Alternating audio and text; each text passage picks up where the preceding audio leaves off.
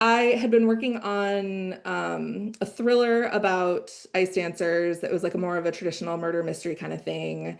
And that started back when, in 2018, when Tessa Virtue and Scott Moir won gold at the Winter Olympics, and everyone was freaking out about their sexy Moulin Rouge program and all of that. So that was what sparked that. But I was working on that book and it wasn't really going well. And I was working on a gothic romance and that wasn't going well. And then I reread Wuthering Heights, trying to get some inspiration because I loved that book as a teenager. And it's one of like the original Gothic romances.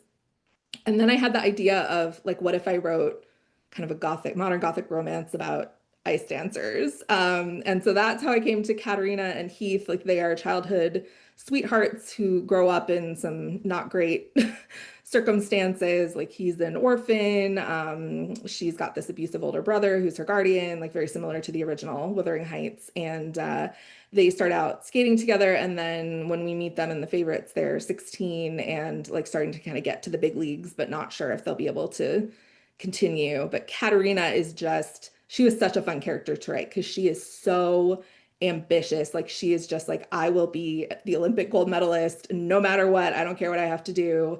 And then Heath is just obsessed with her and wants to make her happy. But like, of course, you can't sustain a relationship based on that forever. So conflict and drama and scandal ensue. Specifically for ice dance, the teams that do ice dance, they are often presenting, as Tessa and Scott did, a very romantic image, whether or not they are actually involved romantically. Some of the teams are, some of them aren't, some of them were, and are still skating together even though they've broken up. I mean, there's a lot of um, like people are like, oh, the favorites is so dramatic. And I'm like, listen, the real life ice dance world is even more so. You don't know. But that idea of like having to perform intimacy, but it's also a sport, but it's also like you kind of have to put aside maybe your own personal feelings about the person in that moment. And the public scrutiny makes it feel a lot like Hollywood to me, where it's like two actors who are maybe starring opposite each other and there's dating speculation. And it's like, do you lean into that? Do you deny it? Do you maybe they do actually fall in love, but it's only for the time that they're working together, and then as soon as they come out of that bubble, they realize they don't have that much in common. And so for Kat and Heath, I was thinking like, okay, this is her biggest goal in life. Like she wants that Olympic gold medal in ice dance, and in order to get it, she has to stay with her like childhood sweetheart, high school boyfriend, and like keep him happy and in love with her because he's not the type that like he really just cares about her. He doesn't care that much about skating. So he's not the type where like if they broke up, he would keep skating with her. It would be over. It's very difficult for women to find partners in the sport. A lot of them start out skating with their brothers. And then like if a female ice dancer needs a new partner, it's like the Hunger Games. There's like two men for every like 100 women, and you have to be compatible in your goals. You have to be like the right height, the right weight, the right, like all of this stuff. So it's super complicated and very fraught. The idea that like that comes out in Kat and Heath's relationship a lot, where it's like maybe she's angry with him, but she feels like she has to placate him because they have a competition to do, and she doesn't want to mess that up. So they can't really have.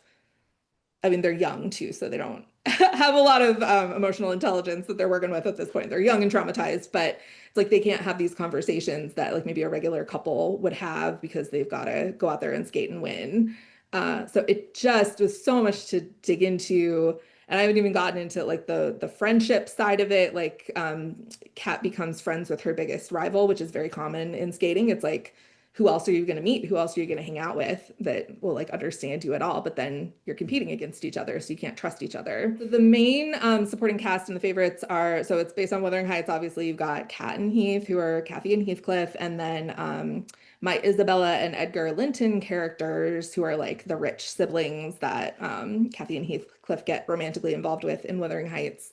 In the favorites, that's Isabella and Garrett Lynn, who are twins. They're a skating team, like since they could stand on blades, basically. And their mother is a two-time gold medalist in ice dance, who's also their coach and is Kat's idol. So like she grew up watching Sheila Lynn win at the Olympics, went to see her in Stars on Ice, and Sheila is like the skater and the woman she wants to be. Um, and she gets an opportunity to go train with Sheila and train alongside Bella and Garrett. So she and Heath are like day after day training together with them, same coach, same everything, which again, very common in ice dance. A lot of them share coaches, choreographers. Like there's a school called the Ice Academy of Montreal that most of the big teams skate at. Like if you watch a competition, sometimes 8 teams out of the top 10 are all Ice Academy of Montreal, and you'll see the same coaches sitting with them over and over. So it's almost like every day at that school is a competition. Ideally, a coach is going to try and bring out the best in all of the skaters that he or she is working with. I think Sheila is very focused on her own children and their results. So sometimes she'll be doing something that Kat and Heath might think is to their benefit, but it's actually to motivate her children kind of subconsciously or not so subconsciously. So yeah, Sheila has a lot of like hidden motivations. I would say it's like she's a good coach in that she gets results, but she's kind of psychologically torturing everyone. So don't recommend that. I actually people compare her a lot to, and it's funny because I have this Miranda Priestley thing behind me, but they compare her to The Devil Wears Prada, Meryl Streep in The Devil Wears Prada, where it's like she's terrifying but inspirational. And she really just doesn't have time for like BS. Like she's gonna get results. It's just for her. It's all about her kids and her legacy, and doesn't she doesn't really care who gets hurt. Yeah, the documentary parts of the book, that was a part of it from pretty much from the beginning. It took me a while to get sort of the balance of it right, as far as like Katerina's narration versus the transcripts from the unauthorized documentary.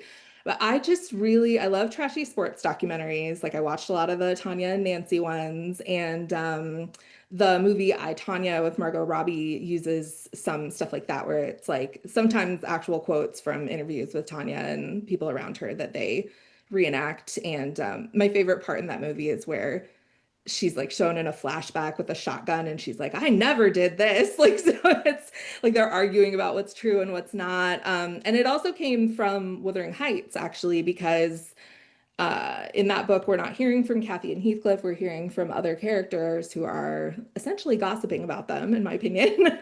And so I made my Nellie Dean character in the favorites is Ellis Dean, who's an ice dancer, and then becomes sort of a Perez Hilton-esque gossip blogger about the skating world. And he was such a fun character to write. Like he just has the best lines and all the snark. So my thing also with the documentary was there's a lot that people need to know about ice dance that they might not going in, like just in order for things to make sense. And so if I had some boring ice dance like regulations, whatever that I needed to explain, I would just have Ellis do it because then it'd be hilarious. It made it a lot easier to write Katerina as like a 40-year-old looking back who's kind of cynical, telling her story versus if I did try to write it for a while where it was more like her at 16, her at 20, whatever. But the looking back thing made it a lot easier for me to get into her head and have some perspective on some of the things that she does, because she certainly does a lot of problematic things in her quest for gold. And as far as the documentary, I tried to have a mix of voices where they're really like contradicting each other. Everybody has their own opinion. And my thrillers have all been multi-POV, like Temper and They Never Learn are both dual POV. And then obviously Young Rich Widows, we've got 4 of us.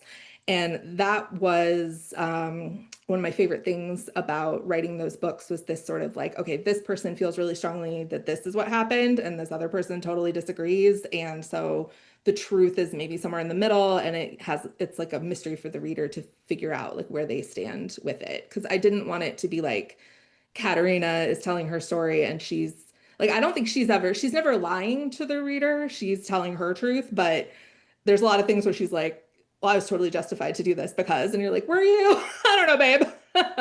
So having the people in the documentary there to kind of poke holes in her story, to criticize things that maybe she wouldn't want to be criticized for, to stand up for her sometimes in ways that she wouldn't stand up for herself. Like that was a lot of fun to play with. And it used my playwriting theater background a lot because all the documentary is primarily dialogue, and I wanted to make sure that the characters sounded as distinct as possible, even before, like they did an incredible audiobook production with a full cast, and that makes it easy, but even on the page, I wanted you to kind of know who was speaking just based on their word choice and punctuation and the things they were saying.